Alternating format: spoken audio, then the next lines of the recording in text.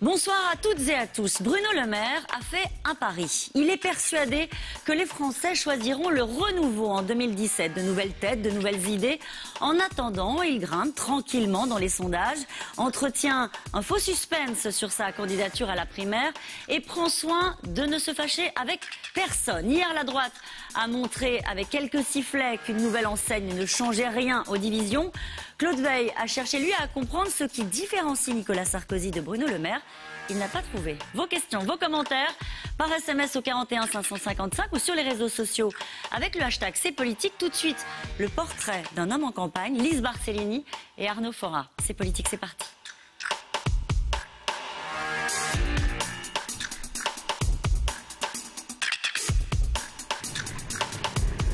Vous voyez, une Ferrari 250 GT, je trouve que c'est très élégant, très pur, très simple. Depuis des semaines, Bruno Le Maire sillonne la France, sérieux et concentré, un peu rêveur aussi. Une Ferrari, ça fait rêver. Une Maserati, ça fait rêver. C'est des choses que j'aurais jamais, mais c'est pas parce qu'on ne les a pas qu'on peut pas rêver avec. À vous retirer tout le nerf qui est à l'intérieur. Officiellement, il n'est pas en campagne, mais ça y ressemble. Je suis membre de la confrérie des bouchers, donc... L'expérience du terrain pour aiguiser ses arguments face à ses concurrents à droite. Messieurs, ça va? Diplomate sous Villepin, ministre sous Sarkozy. Messieurs, bonjour. Mais pour lui en politique, rien ne sert de sortir les crocs. Les seuls crocs de boucher que je connaisse, c'est ceux que je vois dans les boucheries. Les autres, je les connais pas. Élu à l'Assemblée depuis 2007, Bruno Le Maire bosse consciencieusement ses dossiers. L'objectif, c'est de boucler ces auditions en quelques semaines et de pouvoir déposer une proposition de loi, sans doute au début de l'été. Après avoir pris la tête de la fronde parlementaire contre la réforme du collège, il s'attaque au dysfonctionnement du RSI, le régime social des indépendants. Vous savez, on est la droite qui travaille. Est-ce qu'il y a une droite qui ne travaille pas ? Mais écoutez, quand vous êtes une famille politique qui défend la valeur travail, la meilleure manière d'assurer à vos électeurs que effectivement vous la défendez, c'est de l'appliquer à vous-même. C'est un bon élève, Bruno Le Maire ? Il est plutôt pas mauvais, ouais. Il fait beaucoup de progrès. C'est le meilleur d'entre nous ? Oh là là, méfiez-vous, méfiez-vous. Ce genre de formule est interdite. Ah oui, exactement. Et de tracer sa route en toute liberté, en marge de son parti. À travers toute la France, Bruno Le Maire organise ses troupes et chouchoute ses soutiens. Dans ce café de Lyon, les référents de son micro-parti ont quelques questions. Qu'en pensez-vous vous déclarer officiellement, on va dire, vis-à-vis du grand public? Je vous le dirai. Je sais bien que... Quand je serai prêt. Il y a plein de gens qui me disent, mais ça marchera pas. Je fais référence au titre de la semaine. Ça marchera pas parce que tu n'es pas un bad boy. Il faut que tu sois plutôt bad boy que good guy. Mais je vais vous dire, je n'ai aucune intention de me faire passer pour celui que je ne suis pas. Je suis un good guy, mais on peut être un good guy, avoir des convictions, de la détermination, l'envie d'aller de l'avant, l'envie de prendre toute sa place et l'envie de servir le pays le mieux possible. Croyez-moi, vous pouvez compter sur moi. Une ambition présidentielle et l'envie de casser l'image du surdiplômé distant et lisse. Il a tombé la veste, pas encore la cravate. Je peux la retirer si ça vous fait plaisir. Direction un dîner de levée de fonds qui se déroulera sans caméra. Bruno Le Maire s'affiche comme un homme libre et ça a un prix. Objectif pour 2015, récolter 1 million d'euros de donations. Il y a des gens qui parient sur moi. Donc je pense qu'ils le font en connaissance de cause, en se disant son aventure politique, elle peut marcher. Ce soir-là à Aix-en-Provence, Tu veux jouer au casino? pas de donateurs à convaincre, mais de possibles électeurs. Alors, est-ce que vous m'entendez là? Non? Je parle à une salle vide. Dans le public, les 600 chefs d'entreprise du pays d'Aix sont arrivés. Bruno Le Maire sait qu'il faudra faire le show. C'est un métier de scène aussi, la politique. Donc, si vous n'aimez pas la scène, si vous n'aimez pas parler aux gens, il vaut mieux faire un autre métier. J'adore ça, oui. Vous allez prendre votre pied là ce soir. Ah, bien sûr, oui. Bonsoir Bruno Le Maire. Bonsoir Caroline Roux. Est-ce que vous avez été déçu de votre journée d'hier? Non, je passe une bonne journée hier. Non, parce que vous n'avez pas été sifflé, ont été sifflés ceux qui ont été considérés par les supporters de Nicolas Sarkozy comme des rivaux sérieux de l'ancien président de la République. Écoutez, moi j'ai passé une très bonne journée parce que j'ai vu beaucoup de militants très enthousiastes, donc ça m'a fait plaisir de voir des militants. Les sifflets, je les ai regrettés parce que je pense que des sifflets n'ont pas leur place dans une famille politique. On peut avoir des différences d'idées, on peut avoir des différences d'opinion sur plein de sujets. Il y a d'autres moyens de les manifester que de siffler Alain Juppé ou François Fillon. Donc j'ai regretté ces sifflets, mais j'ai quand même passé une belle journée parce que j'ai trouvé qu'il y avait de l'enthousiasme hier au moment de ce congrès fondateur. Ils étaient organisés, ces sifflets? Ça vous demanderez, mais je n'en peux pas imaginer une seconde que ce soit organisé. Est-ce que ça commence à poser un problème qu'Alain Juppé soit sifflé à chaque réunion de son parti politique? Est-ce que vous, par exemple, vous le prendriez mal? Vous savez, il y a des coutumes qui sont parfois de mauvaises coutumes et donc on peut abandonner. Je pense que la coutume d'avoir une personne ou une autre, quelle qu'elle soit, qui se fait siffler dans notre famille politique, c'est une coutume qu'on peut facilement abandonner, on s'en portera mieux. Nos adversaires, ce sont les socialistes. Notre adversaire, c'est François Hollande. Nos adversaires ne se trouvent pas dans notre famille politique. Nous n'avons aucun adversaire dans notre famille politique. Des concurrents, des rivaux, comment est-ce que vous les appelez? Oui, des concurrents, oui. Mais c'est bien d'avoir des concurrents. C'est bien la compétition. C'est bien de poser des idées qui sont différentes. On le voit sur Schengen, on le voit sur le collège, on le voit sur un certain nombre de sujets. Nous ne sommes pas tous d'accord, mais on est tous d'accord dans l'Union soviétique. Ça, oui, tout le monde était d'accord. Mais dans une famille démocratique, comme doivent l'être les républicains, eh bien, il y a de la place pour l'expression de chacun et ne craignons pas la compétition. J'adore la compétition. On va le voir pendant cette émission, si vous aimez la compétition. Dans le reportage, on a entendu que vous étiez plutôt un good guy, hein, pas un bad boy. Donc ça veut dire qu'il n'y avait pas de malice dans le fait que dans votre discours, il n'y avait pas une seule fois le nom du patron de l'UMP, donc des Républicains, à savoir Nicolas Sarkozy, et pas une seule fois le nom de votre nouveau parti, les Républicains. C'est un oubli, c'est une malice. Est-ce que vous l'assumez? Je l'assume totalement. Quand on s'exprime, quand on a la chance de pouvoir s'exprimer devant les militants, parce que c'est un honneur de pouvoir s'exprimer devant les militants, ça ne vient pas tout seul. Il faut avoir gagné un certain nombre de batailles, il faut avoir livré une bataille. J'en ai livré une en 2014. Je me suis porté candidat à la présidence de l'UMP. Nous avons, avec mes soutiens, obtenu près de 30%. Ça vous donne une légitimité. Bien, moi, j'estime que, puisqu'on parle de renouveau, le renouveau, ce n'est pas aller à la tribune pour s'envoyer des fleurs aux uns ou aux autres, et vive l'un, et puis une petite pique sur l'un, et puis une petite fleur pour l'autre. Ce qu'attendent les militants, c'est que l'on dise quelles sont ses convictions. J'ai dit hier mes convictions aux militants de ma famille politique. Et j'estime que je n'étais pas là pour servir la soupe à l'un ou à l'autre, ou à citer 15 fois le nom des Républicains. Une fois, ou à chanter une fois le nom de Nicolas Sarkozy, c'est trop dur. C'est pas du tout difficile. Si vous voulez que je dise Nicolas Sarkozy, je vous dis ce soir Nicolas Sarkozy. Mais pourquoi vous ne l'avez pas fait dans le discours? Parce que je voulais présenter mes idées, dire comment est-ce que je voyais l'avenir du pays, redire à quel point j'estime que depuis 30 ans, nous avons échoué. Quand vous regardez la situation, le chômage ne bouge pas, la dette, les déficits, rien ne bouge, rien ne change. On n'a pas su prendre le taureau par les cornes et vraiment changer la réalité des Français. Et ceux qui étaient à la tribune hier étaient en partie responsables. C'est ça aussi que vous voulez dire? Mais bien sûr. Je le dis, je me mets aussi dans ceux qui portent une part de responsabilité. Mais j'ai pris la parole pour dire ces choses-là, pour dire des choses fortes. Prendre la parole pour ne rien dire, c'est-à-dire pour critiquer les uns ou encenser les autres, c'est pas mon genre de Et beauté. maintenant, c'est Bruno Le Maire en solo. C'est ce qu'on voit dans ce reportage. Vous êtes en campagne. En solo, Caroline Roux. Ah bon? Libre. Pas en solo. La différence? La différence, c'est que lorsque je fais une demande au président de la République pour qu'il retire sa réforme du collège, il y a 300 parlementaires. C'est un solo bien occupé, 300 parlementaires. Donc je ne suis pas seul, il y a beaucoup de monde autour de moi. En revanche, je suis libre. Vous êtes en marge des Républicains. Comment est-ce que vous Je peux tout négocier, mais pas ma liberté. Vous êtes en marge des Républicains, en marge de cette famille politique? Vous êtes dans un parcours... Pas du tout. Alors je dis soliste, mais personnel, de rencontre avec les Français? Pas du tout. On peut être libre et appartenir à une famille politique. Moi, je sens de toutes mes fibres que j'appartiens à cette famille politique. Quand je vais voir les militants hier, ils étaient près de 10 000, j'ai senti un accueil très chaleureux, une attente. Pour vous en particulier? Une attente pour le renouveau que je porte, pas pour moi en particulier, mais pour ce changement de pratique politique, pour un discours différent, pour des idées différentes, pour un comportement différent. Le comportement différent, effectivement, je vais à la tribune, je dis ce que je pense et je suis libre de dire ce que je veux dire. Alors, vous avez effectivement un discours assez clair, j'ai une phrase. Vous butez contre les mêmes visages, nous allons vous en offrir de nouveaux. Vous butez contre les mêmes idées, nous allons en défendre de nouvelles. C'est assez violent pour ceux qui n'incarnent pas le renouveau.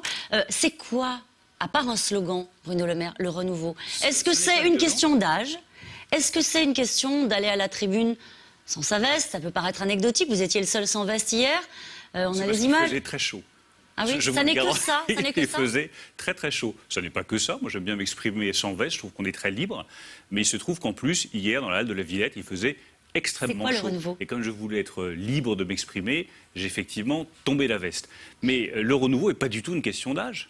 Prenez le maire de Limoges, Émile Roger-Lamberty. C'est pas lui faire injure que de lui dire qu'il a un peu plus de 60 ans. Il a reconquis une ville qui était socialiste depuis des décennies. Il est médecin, psychiatre, il a d'autres activités. Il s'est lancé dans la politique et il conquiert une ville qui est à gauche depuis des décennies. Ça, c'est le renouveau. Le renouveau, c'est dire qu'on ne cumule pas les mandats. Le renouveau, c'est accepter, quand on est haut fonctionnaire, de dire « je fais de la politique ». Eh bien, je ne garde pas ceinture et bretelles. Si je fais de la politique, je démissionne de la fonction publique. Le renouveau, c'est d'abord s'imposer à soi-même les changements qu'on veut imposer aux autres. Par exemple, vous avez dit que vous aviez abandonné les indemnités, au fond, auxquelles vous avez droit en tant que membre de la fonction publique. Là, vous avez tranché. Vous êtes un des seuls à l'avoir fait. Abandonner un emploi. Un emploi et des indemnités. Ce qui, par les temps qui courent, n'est pas simple. Mais, par exemple, vous avez, à un moment donné, embauché votre femme en tant qu'assistante parlementaire à vos côtés. Renouveau par renouveau? Ça, c'est pas du renouveau. Vous voyez ce que je veux dire? Non, non, pas du tout. C'est un choix que j'avais fait. Et je vais vous dire, je pense que ce n'était pas un bon choix. Et je vais vous expliquer pourquoi. Pas du tout parce que c'est une mauvaise idée de travailler avec quelqu'un de sa famille. Il y a plein de personnes dans les PME, les TPE qui travaillent avec leur femme ou un membre de leur famille. C'était une mauvaise idée parce que ça ne respectait pas le talent de ma femme. Tout simplement. Ma femme, elle est peintre, elle a d'autres activités, elle s'épanouissait dans son activité de peintre. Mais je peux vous dire que j'ai regretté de lui avoir dit « tiens, on va faire de la politique ensemble ». Parce que la politique, au bout du compte, ça bouffait tout. Notre vie personnelle, notre vie familiale. Et je crois qu'on s'épanouit à deux, dans un couple, dans une famille, quand chacun est libre de devenir ce qu'il est.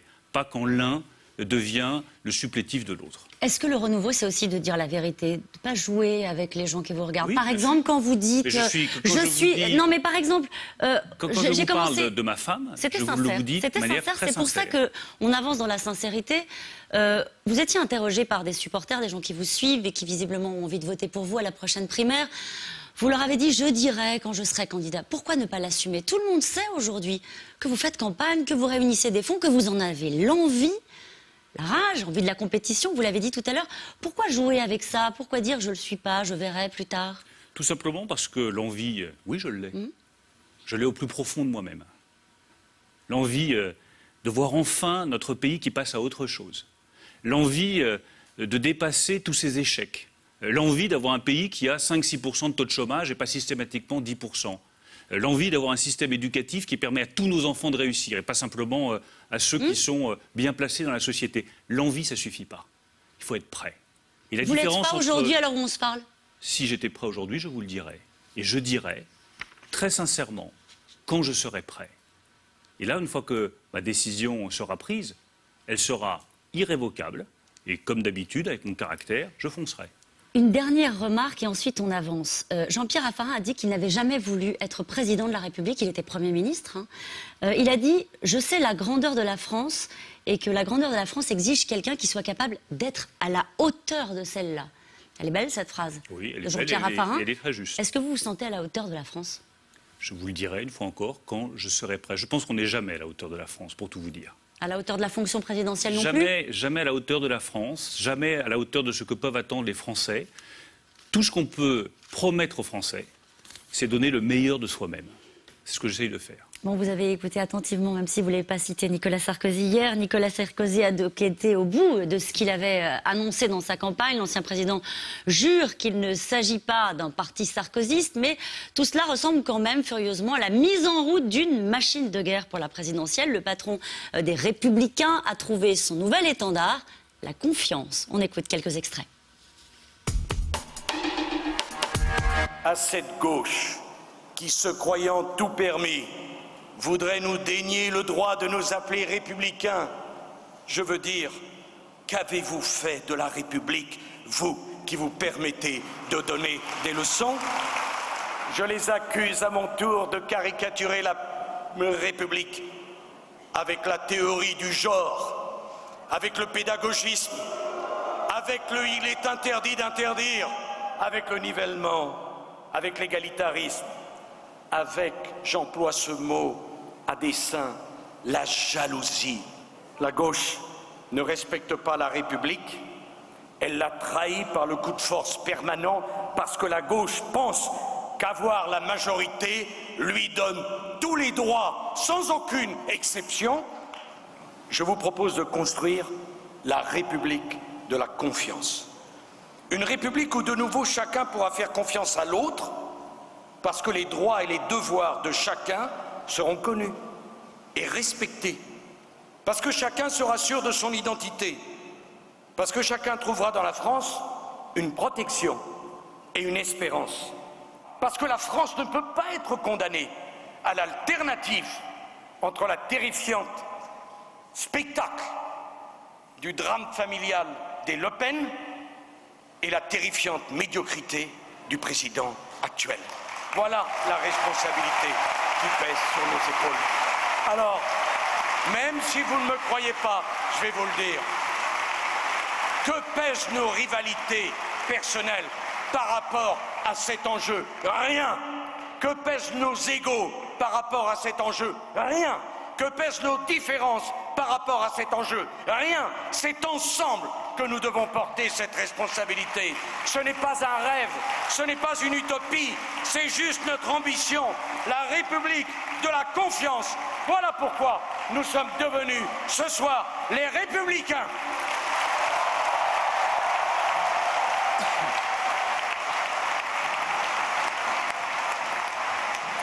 Vous adhérez à la République de la confiance? Ça vous fait sourire d'entendre Nicolas Sarkozy? Moi, ça me fait sourire de revoir les images d'hier. Je crois surtout à la République de la volonté. Une République et surtout une nation qui est capable enfin de faire bouger les choses. Je crois en politique à la volonté, à la constance, à la détermination, à la cohérence, qui nous donneront la capacité de faire aboutir notre projet et de faire aboutir nos valeurs, nos convictions. Si nous avons été battus en 2012, c'est pour une raison simple. Nous ne sommes pas allés au bout de nos idées, au bout de nos convictions. Eh bien, je souhaite que le jour où nous revenons au pouvoir, en 2017, en tout cas je me battrai pour que ce soit le cas, eh bien, nous allions au bout de nos idées, au bout de ce en quoi nous croyons, de la constance, de la volonté, de la détermination, de la cohérence. Je préfère qu'on dise aux Français, nous allons faire 5 choses sur le chômage, sur l'immigration clandestine, sur la sécurité, sur l'éducation de nos enfants. On ne fera que ces 5 choses, mais on va les faire sur 10 ans, en les inscrivant dans le temps long. Et on ira jusqu'au bout en creusant le sillon, plutôt que de promettre aux Français monts et merveilles, 50 000 annonces, on ne fait que effleurer les choses, et au bout du compte, on n'a rien changé dans le pays. Vous avez le sentiment que c'est ce que faisait Nicolas Sarkozy à la tribune? J'ai eu le sentiment que c'est ce qu'on a fait pendant 30 ans.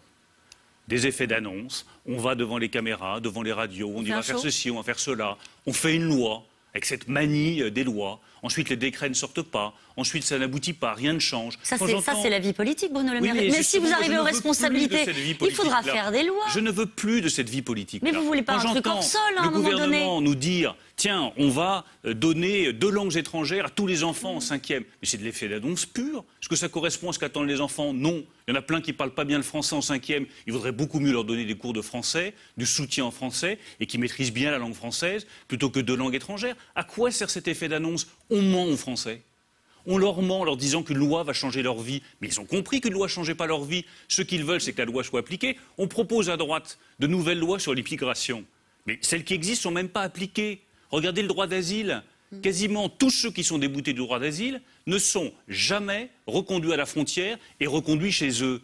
Alors, cette République de la loi, de la déclaration, de l'effet d'annonce, cette politique de la loi, de l'effet d'annonce, je n'en peux plus. Vous n'en Je veux que pouvez les plus. choses Les Français, changent. sans doute, sont exaspérés. Vous avez raison par cette impression que les choses se disent et ne se font pas. Bien sûr. Il y a un sujet, c'est qu'à un moment donné, vous êtes bien placé pour le savoir, il y a une administration, il y a un parlement. Vous, président de la République, pardonnez-moi de singer une expression qui a été tellement reprise, qu'est-ce que vous changez dans la gouvernance à un moment donné? Il y a des règles à respecter. Il y a des règles à respecter, mais il y a un nouveau gouvernement à mettre en place. Il n'y a plus de gouvernement en France. On ne gouverne plus. On annonce, on fait le spectacle, on fait le show, mais on ne gouverne plus.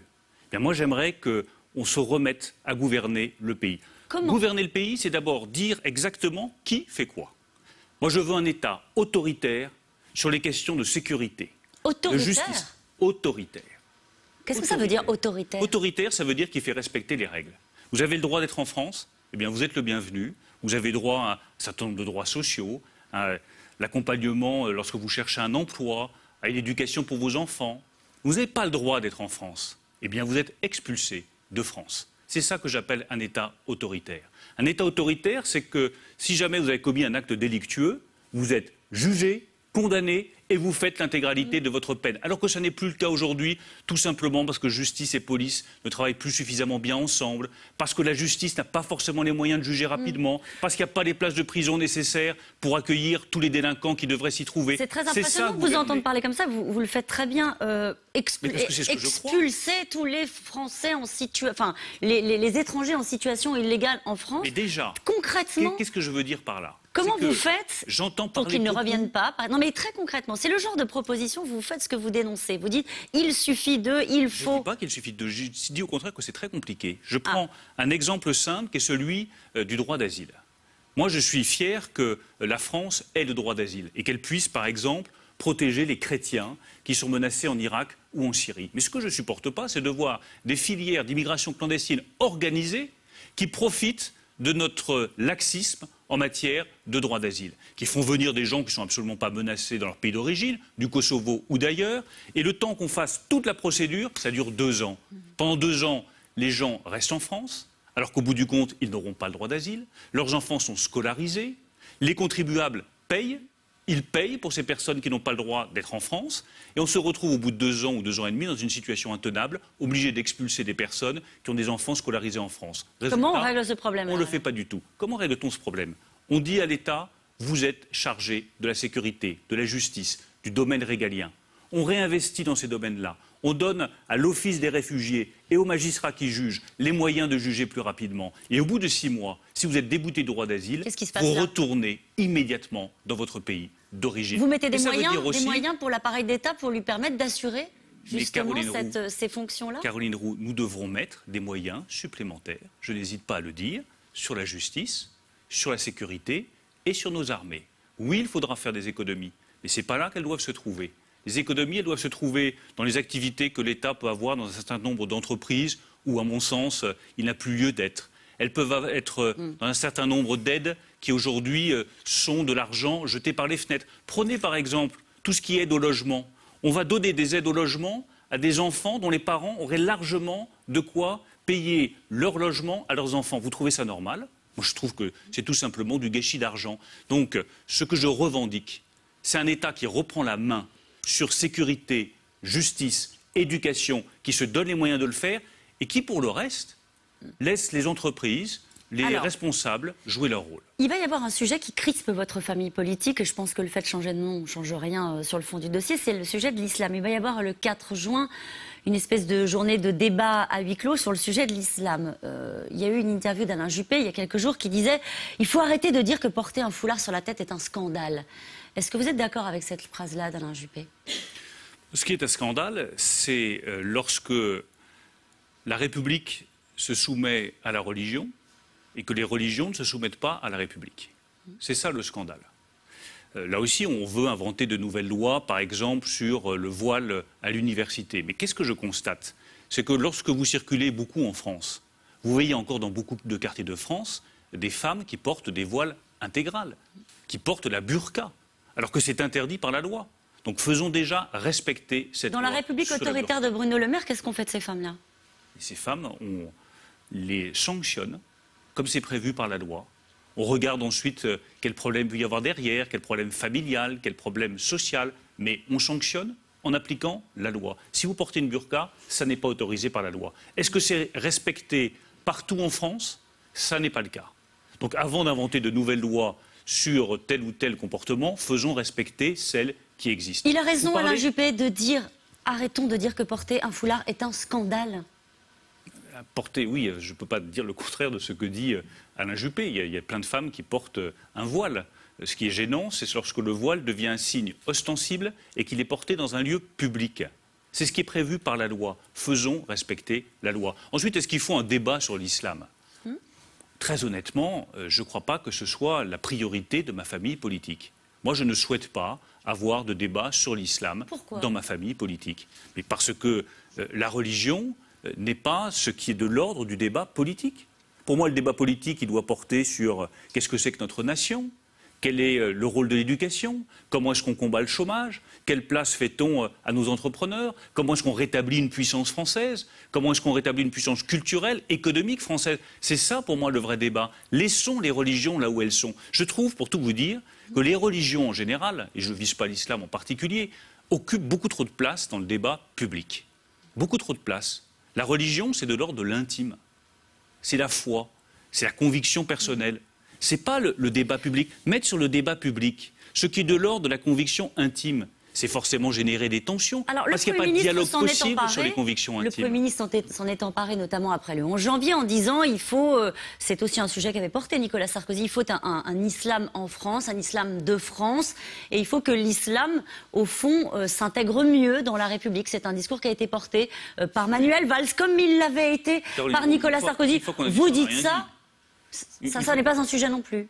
Une fois qu'on a dit ça, on n'a rien dit, que l'islam soit mieux organisé, que ceci, que cela. Vous êtes d'accord avec ça? Oui, bien entendu. Ça vaut pas le coup d'y réfléchir. Mais ce que je souhaite simplement, c'est qu'on dise clairement qu'est-ce que les pouvoirs publics font, qu'est-ce que l'État fait. Qu'est-ce que vous feriez? Eh bien, pour moi, l'État est là pour faire respecter la loi. Il est là pour garantir que des imams étrangers ne tiennent pas des propos extrémistes contre la République ou contre notre nation sur le sol français. Or, c'est le cas.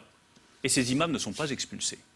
Et il y a des exemples en France d'imams étrangers qui tiennent des propos hostiles à notre République, à nous-mêmes, aux Français, à la France, et qui ne sont pas expulsés du territoire français. Alors avant qu'on réfléchisse à l'organisation de l'islam de France, qui concerne les musulmans, et seulement les musulmans, j'aimerais que la République fasse respecter le droit. Et quant à l'organisation de l'islam, moi j'estime qu'elle appartient aux musulmans, que chacun joue son rôle.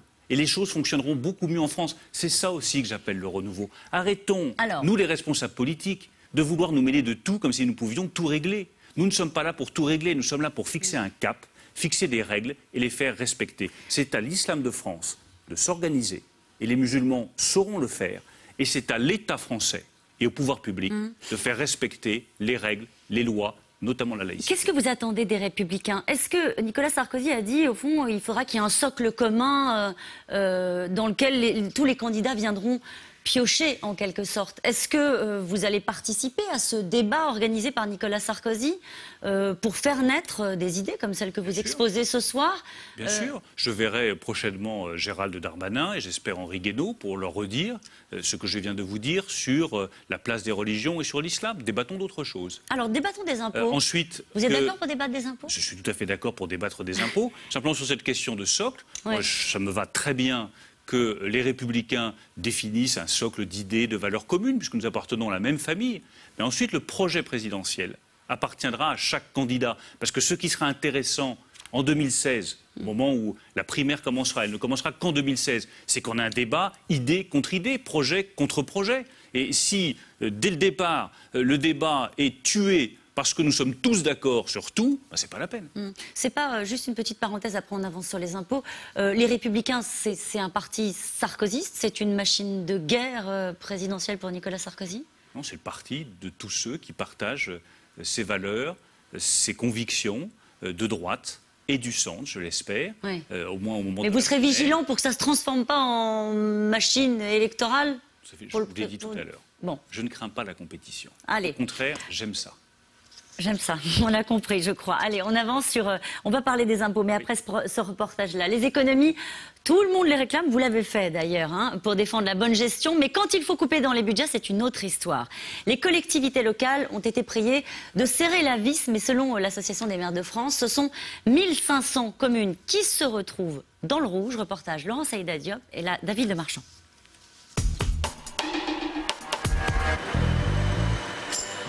C'était peut-être le rendez-vous de la dernière chance. Ce jour-là, on négocie ferme derrière les portes de Matignon. Le président des maires de France, François Baroin, est venu plaider pour les communes touchées de plein fouet par la baisse des dotations. Mais à la sortie, c'est la douche froide. On avait demandé un allongement du calendrier, on avait demandé une baisse du volume. Nous n'avons pas les deux. Donc là, on a encore un gros travail de pédagogie auprès du gouvernement. Le dialogue, il sera maintenu parce que c'est le lien naturel qui existe entre l'État et les collectivités locales, mais il va se durcir certainement. Car il y aurait urgence. En 2 ans, les aides de l'État aux villes françaises ont baissé de 3,5 milliards d'euros. Et ça va continuer, moins 6 milliards au total d'ici 2017. Ce sera un désastre. Ce sera un désastre. L'enjeu, il est tout simplement la survie, parce que quand vous êtes en autofinancement négatif, c'est-à-dire quand vous êtes dans le rouge, vous passez sous la coupe de l'État. Voilà des gens qui ont mené campagne il y a 1 an, qui ont été élus par la population et qui vont se retrouver mis à la porte et avec une population qui va se retrouver administrée par un préfet qui va décider du taux d'imposition qu'il va falloir monter. C'est 1500 communes d'ici la fin de l'année, c'est exponentiel pour 2016 et vous aurez plus d'une commune sur 2, ou probablement la quasi-totalité des communes de France qui seront en autofinancement négatif en 2017, il faut voir de ce dont nous parlons. Il manque la moitié des lettres là derrière. Effectivement. C'est à l'image de votre budget? Tout à fait. Notre salle des fêtes a été amputée de 60% de son orthographe. Comme le budget alors? Comme le budget, pareil. Surtout, ne pas se fier à son sourire. Monsieur le maire est en colère.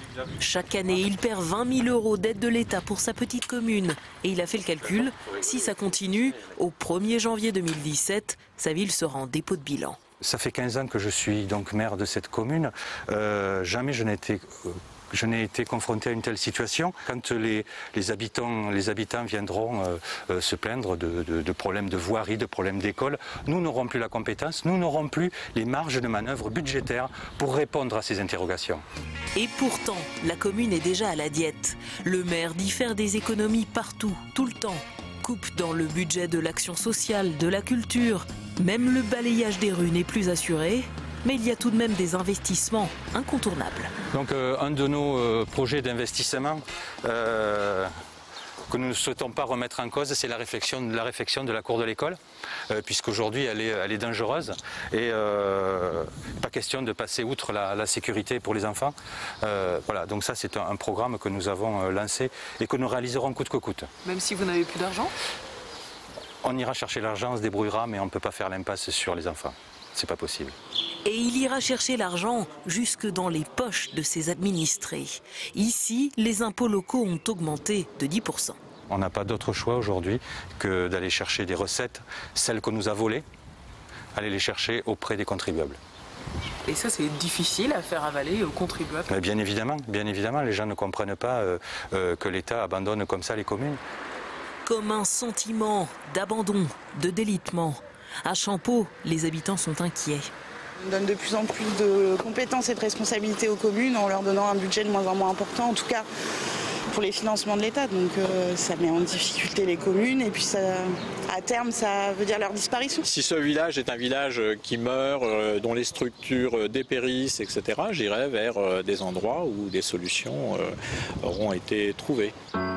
Difficile d'avoir des projets d'avenir quand on se bat pour sa survie. La baisse des dotations aux communes pourrait également enrayer un des moteurs de la croissance française, l'investissement public, de quoi faire perdre au pays des milliers d'emplois. Alors on voit un cas pratique au fond pour un futur candidat à la primaire de l'UMP. On fait des économies, très bien. Voilà ce qui se passe au bout de la chaîne pour des maires qui sont obligés de couper dans les budgets et au final d'augmenter les impôts locaux. C'est quoi le renouveau ? Le renouveau, c'est s'y prendre différemment. Ce n'est pas la bonne méthode. Et ce n'est pas les bonnes économies, ces économies sur les collectivités territoriales. Et je partage entièrement la colère de François Baroin. Ça a été décidé de manière totalement autoritaire. Et autant je crois un État autoritaire sur la sécurité et la justice, autant je considère que lorsqu'il s'agit de travailler avec les entreprises, avec les médecins ou avec les collectivités locales, François Hollande et le gouvernement feraient bien de faire preuve d'un tout petit peu plus de sens du dialogue. Là, aujourd'hui, ils ont imposé aux communes de France, à toutes les communes de France, des dépenses supplémentaires avec les nouveaux rythmes scolaires, avec l'augmentation de toutes les catégories C, tous les fonctionnaires de catégorie C qui ont été augmentés par l'État à la charge des communes sans qu'elles puissent réagir. Elles se retrouvent dans une situation Donc elles vont avoir raison d'augmenter les impôts locaux? Et elles n'ont pas le choix. Regardez, dans ma circonscription de l'Eure, j'ai discuté avec un certain nombre de petites communes rurales pour faire garder les enfants le mercredi après-midi à cause des nouveaux rythmes scolaires. Ça coûte cher, elles n'ont pas de moyens, elles vont augmenter les impôts locaux parce qu'elles n'ont absolument pas le choix. Ah oui, mais alors, donc c'est ça. Donc elles se sont fait élire en disant on n'augmentera pas les impôts locaux quoi qu'il arrive. Mais non, Caroline Roux. Et là, elles vont augmenter les impôts en disant c'est pas notre faute. C'est ça la politique, Elles Bruno se Le sont Maire. retrouvées dans une situation intenable parce que le gouvernement a décidé de manière autoritaire 2 augmentations de dépenses, les rythmes scolaires et les fonctionnaires. Bien, je considère que justement dans une République nouvelle, dans ce renouveau que j'appelle de mes vœux, avant de prendre une décision sur le tiers payant généralisé, bien on consulte davantage les médecins. Sur les investissements des communes avec le risque pour l'emploi, on consulte les communes. Sur le collège, on consulte les enseignants. Regardez la situation à laquelle nous sommes. La consultation avec les enseignants a lieu après la sortie du décret sur le collège. Forcément, ça ne marche pas. Un autre exemple, je disais tout à l'heure, on va parler des impôts, on en a un peu parlé. Une proposition de Nathalie Kosciusko-Morizet qui dit comme ça, de but en blanc dans les Échos, je propose de baisser les impôts sur le travail et le capital de 100 milliards d'euros. 100 milliards d'euros dès 2017. C'est sérieux? Moi, je suis très prudent avec les chiffres. Pas simplement parce que je suis de formation littéraire, mais parce que les chiffres, ça vous engage. Et qu'une fois que vous avez prononcé un chiffre, il faut le tenir. Donc attention, avant de dire qu'on va faire 150 milliards d'euros d'économies, 100 milliards d'euros de baisse d'impôts, il faut être certain qu'on puisse le tenir. Regardez quelle incidence ça a sur le déficit public. Baisser brutalement de 100 milliards d'euros les impôts, il faut bien voir quelle incidence ça aura sur le déficit public. Donc pour l'instant, je me garde personnellement de prononcer ou d'avancer des chiffres, parce que je veux travailler techniquement, j'ai des équipes qui le font, et que le jour où je sortirai un chiffre, je vais être capable de le tenir. C'est ça aussi le renouveau. Il y aura de l'audace dans vos propositions? Il y aura de l'audace, bien sûr. Par exemple, sur le dossier. Économies. Alors, justement, sur les économies. On nous dit parfois, vous n'avancez pas de solutions sur les économies, mais j'ai fait un certain nombre de propositions. En 2011, j'ai dit l'indemnisation du chômage, on ne peut pas continuer comme ça. On a une indemnisation du chômage qui est parmi les plus généreuses au monde et parmi les moins efficaces. Peut-être que si on avait une indemnisation du chômage plus courte, avec un meilleur accompagnement des chômeurs, un meilleur prise en compte de leur qualification, de leurs problèmes de qualification, de formation, et un plafonnement, les choses marcheraient mieux.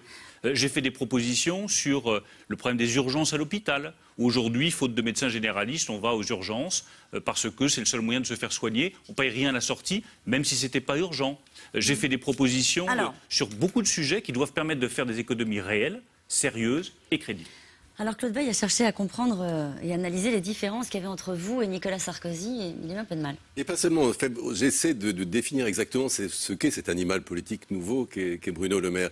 Jean-Christophe Cambadélis a dit, ce qui est un compliment, enfin je ne sais pas si vous le prendrez comme tel, au fond Le Maire c'est le plus redoutable parce qu'il pense comme Buisson et il se présente comme Juppé. Et beaucoup de gens ont cette impression de flou en vous regardant, au fond. Est-ce que vous êtes un Juppé jeune ou un Buisson présentable?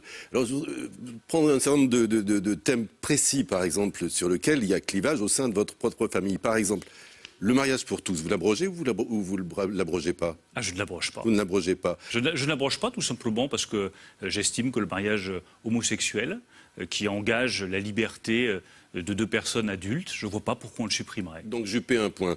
Le voile à l'université, je n'ai pas compris tout à l'heure votre réponse. Vous avez un peu dégagé en touche. Vous l'interdisez ou vous l'autorisez? Je ne joue pas au rugby, je dégage peu en touche et je dis les choses clairement. Je pense qu'il n'est pas nécessaire d'avoir une nouvelle loi sur le voile à l'université. En revanche, je pense qu'il est indispensable de faire respecter la loi sur la burqa. Le mot d'ordre de Sarkozy sur l'assimilation, est-ce que vous êtes d'accord avec cette idée ou est-ce que vous pensez que l'intégration est un objectif et que l'assimilation est une illusion? Moi, je pense que c'est un débat assez factice. Je pense que ce qui compte, c'est revaloriser la fierté nationale. C'est que toute personne qui vient en France légalement de manière légitime, puisse se dire mais je suis fier d'appartenir à la France, fier de parler le français, fier de m'inscrire dans cette histoire nationale qui est une grande histoire d'une grande nation. C'est ça, moi, qui fait une intégration, une assimilation réussie. Prenez le terme qui vous plaît. Pour moi, ça n'a pas grande importance. Ce qui compte, en revanche, c'est qu'on ne critique pas la France, on ne critique pas son histoire, on apprenne la langue française. J'ai demandé, par exemple, la suppression des dispositifs d'enseignement des langues et des cultures des pays d'origine. Je refais cette demande, parce que je pense que pour trouver sa place en France, il ne faut pas maîtriser la langue de son pays d'origine, il faut maîtriser le français. Est-ce que vous partagez le point de vue de beaucoup dans votre famille politique qui sont partisans de réduire les prestations sociales pour les étrangers? Et réduire les prestations sociales de manière générale. Je pense qu'aujourd'hui, la différence entre le travail... différencié pour les étrangers. Je ne fais pas de traitement différencié.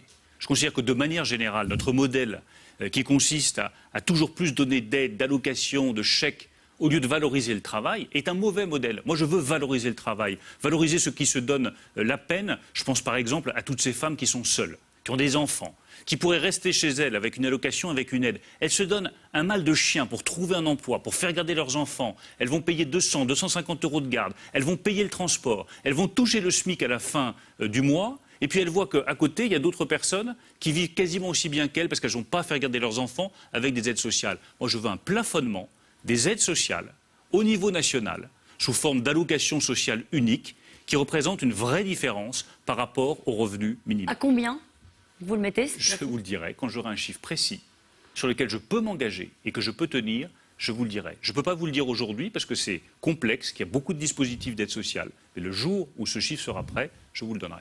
Encore une idée d'inspiration buissonnienne qui a cours dans votre formation.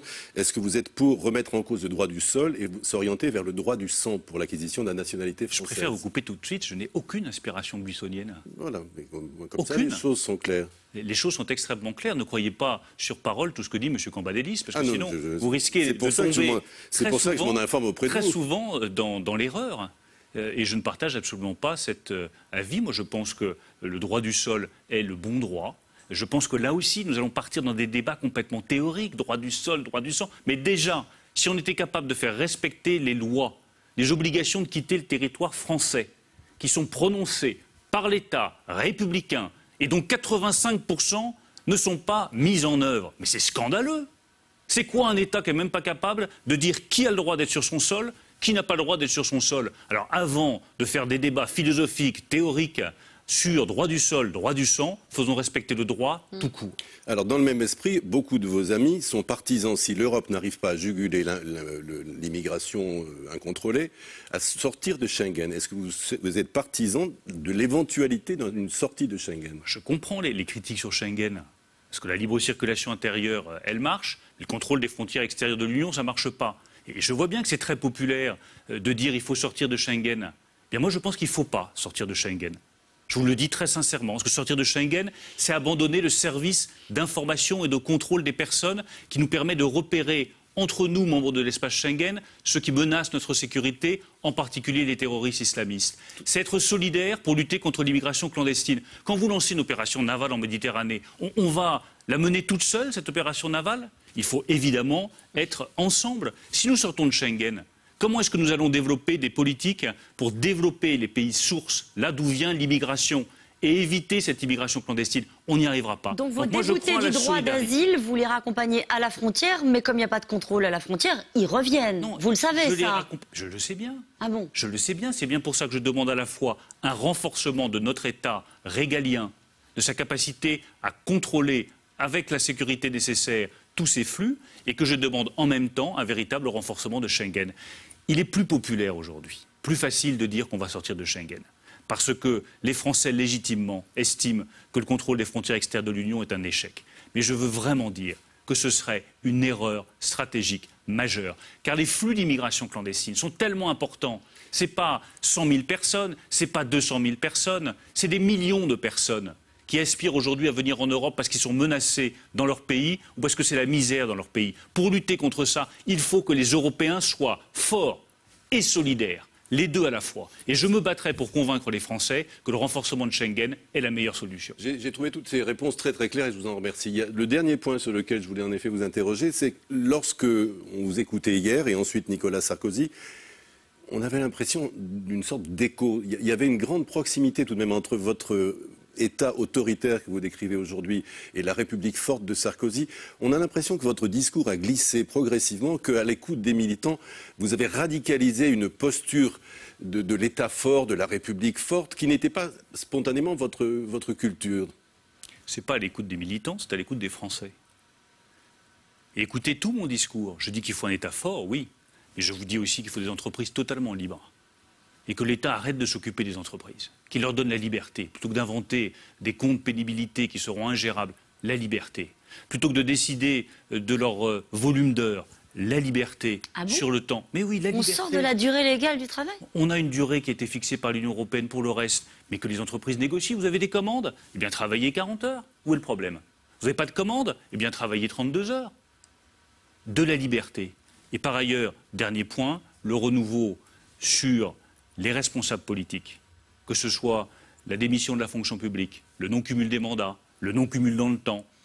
Là, vous n'avez peut-être pas bien écouté le discours de Nicolas Sarkozy, parce qu'il me semble que sur ce sujet-là, comme sur d'autres d'ailleurs, il y a de vraies différences entre nous, et c'est ces différences qui font la richesse de notre famille. Sur le terrain économique, donc si je vous écoute bien, et j'en terminerai par là, là vous vous rapprochez beaucoup de la rupture libérale que propose François Fillon.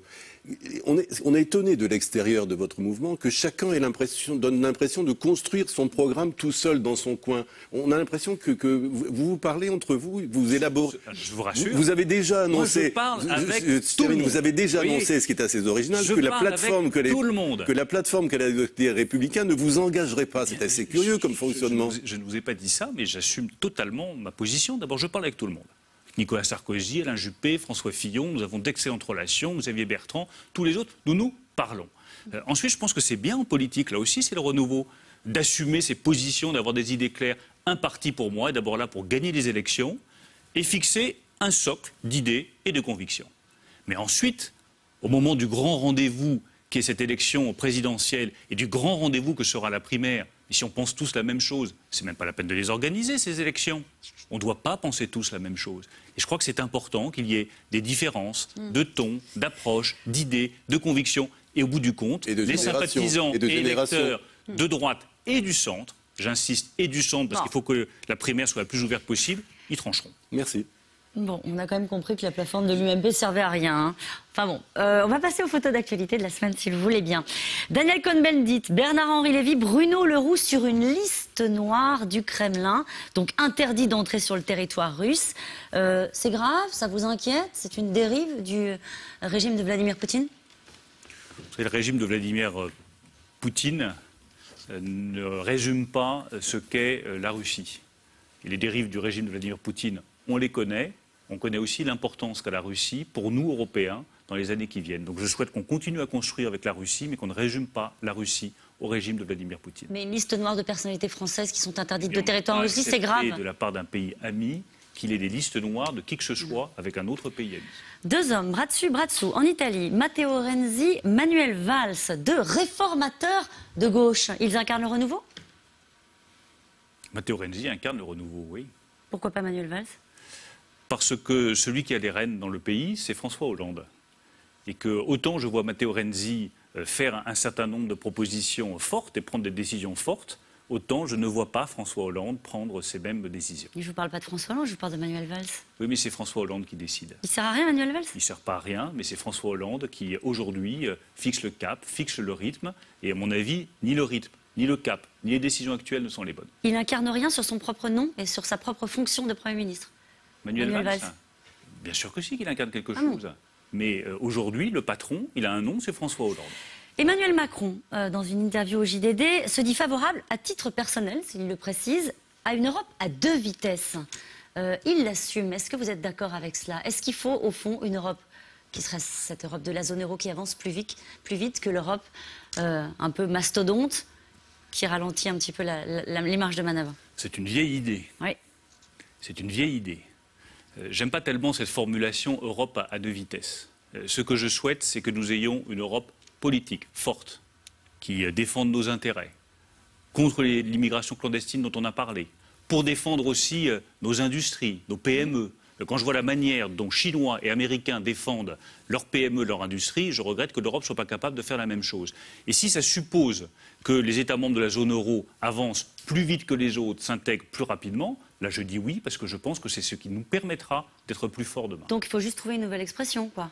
Il faut surtout le faire concrètement, parce que, comme sur tous les autres sujets que je viens de vous indiquer, ce qui est insupportable, c'est la manière dont on cause et dont rien ne se passe. Cette Europe à deux vitesses, je vous le dis, c'est une vieille idée, mais rien n'avance. Pourquoi? Parce que la France, qui est la seule à faire pouvoir avancer la construction européenne, comme elle n'a plus de puissance économique, notamment en raison des décisions du gouvernement, n'a plus de puissance politique. Moi, je veux rétablir la puissance économique de la France pour qu'elle retrouve sa puissance politique. Je ne vous ai pas posé la question, mais j'en profite. Est-ce que vous trouvez que François Hollande est d'une terrifiante médiocrité? Ce sont les mots utilisés par Nicolas Sarkozy. Ce n'est pas François Hollande le problème. Moi, je ne veux pas de critique de personne. Je critique sa politique. C'est les résultats de la politique de François Hollande qui sont d'une terrifiante médiocrité. Je ne suis pas là pour juger l'homme. Et là encore, sortons des querelles de personnes, y compris vis-à-vis de nos adversaires de gauche. Les Français, de la part de mais les Français en ont ras-le-bol de nous voir nous envoyer des noms d'oiseaux et des invectives à longueur de journée. Promis, plus de noms d'oiseaux. On peut critiquer la politique sans critiquer les personnes. Vous engagez les à résultats cela de la politique de François Hollande sont d'une terrifiante médiocrité. Une dernière image, la Croix-Rouge épinglée par l'inspection du travail pour heures sup non payées à ses salariés. Alors, la Croix-Rouge reconnaît qu'au fond c'était faire beaucoup d'heures, certes, mais pour sauver des vies. Est-ce que ça vous choque cette polémique autour de... Oui, moi ce qui me choque c'est cette dérive là aussi des contrôles administratifs, des sanctions face à une organisation, la Croix-Rouge, qui fait un travail exceptionnel. Moi, ce que je vois, c'est le dévouement de ces bénévoles, c'est le dévouement de tous ceux qui portent la Croix-Rouge et qui travaillent pour la Croix-Rouge. Je pense que la Croix-Rouge mérite mieux qu'une mauvaise polémique et que c'est d'abord son travail et le travail de ces bénévoles qu'on devrait saluer. J'allais dire, peu importe la protection des salariés, on peut aussi se mettre de l'autre côté et de dire que ça peut exister aussi, ce discours-là. S'il y a des abus, bien entendu qu'il faut les sanctionner, mais j'aimerais simplement qu'on retrouve un peu de cette générosité française. De ce sens de l'engagement. Il y a des gens qui font un boulot formidable pour la Croix-Rouge, qui aident les autres. Saluons d'abord ça. C'est fait. Allez, nous allons passer maintenant à vos questions SMS. Laisserez-vous mettre sous le tapis l'affaire Big Malion que tout le monde connaît, sauf Sarkozy?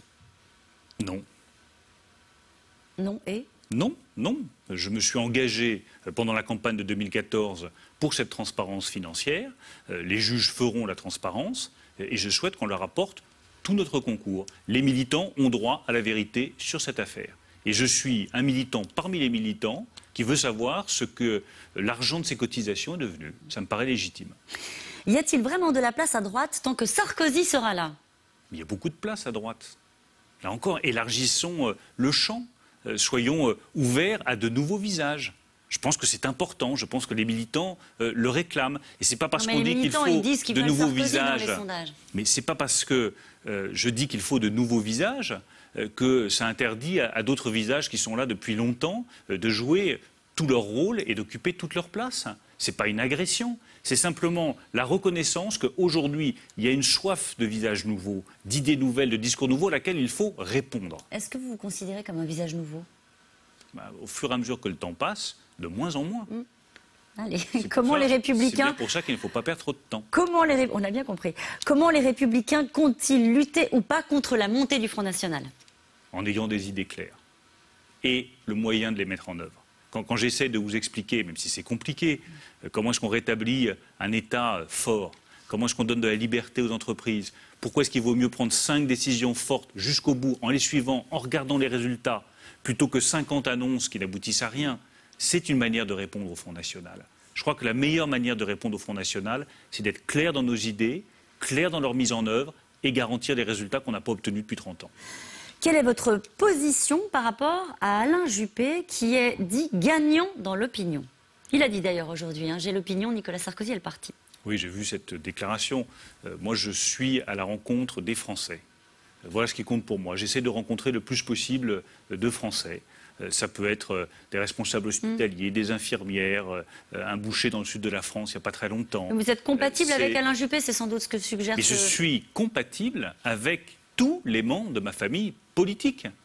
J'ai pas d'animosité contre qui que ce soit. Je m'entends bien avec tout le monde et je discute avec tout le monde. C'est suspect, mais ça. Hein. Non, j'ai ma liberté. C'est ce qui me permet de bien m'entendre avec tout le monde. C'est que chacun sait qu'il ne faut pas empiéter sur ma liberté.